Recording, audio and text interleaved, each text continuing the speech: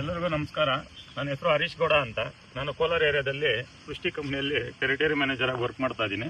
ನೀವು ನೋಡ್ತಿರ್ತಕ್ಕಂಥ ತೋಟ ಟೊಮೊಟೊ ಆಲೆಬಿಡಲ್ಲಿ ಇದು ನಮ್ಮದೇ ತೋಟ. ಸೇವಂತಿಗೆ ಗಿಡನ ನಾಟಿ ಮಾಡಿದ್ದೀನಿ. ಇದು ಕರೆಕ್ಟಾಗಿ ನಾಟಿ ಮಾಡಿ ಇವತ್ತಿಗೆ 15 ದಿನ ಆಗಿದೆ. ಸೊ ನಾವು ನಾಟಿ ಮಾಡಿದ 15 ದಿನ ಆದಮೇಲೆ ಸ್ವಲ್ಪ ಗಿಡ ಎಲ್ಲ ಫುಲ್ಲು ಯೆಲ್ಲೋಯಿಶ್ ಆಗಿಬಿಟ್ಟಿತ್ತು.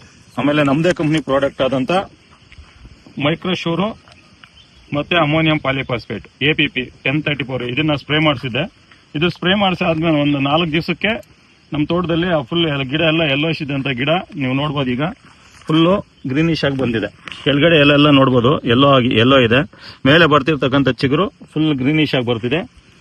ಎಲ್ಲ ರೈತ ಬಂದವರು ಸೃಷ್ಟಿ ಕಂಪ್ನಿಯವರ ಮೈಕ್ರೋಶೂರು ಮತ್ತು APP ಅಮೋನಿಯಂ ಪಾಲಿಫಾಸ್ಫೇಟ್ ಈ 2 ಪ್ರಾಡಕ್ಟ್ ಯೂಸ್ ಮಾಡೋದ್ರಿಂದ ಇದು ಸೇವಂತಿಗೆ ಬೆಳೆಯಲ್ಲೆಲ್ಲ ಪ್ರತಿಯೊಂದು ಬೆಳೆಯಲ್ಲಿ ಯಾವುದೇ ಬೆಳೆಯಲ್ಲಿ ಆಗಿರ್ಬೋದು ನಿಮಗೆ ಮೈಕ್ರೋನ್ಯೂಟ್ರಿಯೆಂಟ್ ಡಿಫಿಷಿಯನ್ಸಿ ಏನಿದೆ ಆ ಡಿಫಿಷಿಯನ್ಸಿನ ಕಮ್ಮಿ ಮಾಡಿ ಉತ್ತಮ ರೀತಿ ಬೆಳೆ ಬರೋದಕ್ಕೆ ದಾರಿ ಮಾಡಿಕೊಡುತ್ತೆ.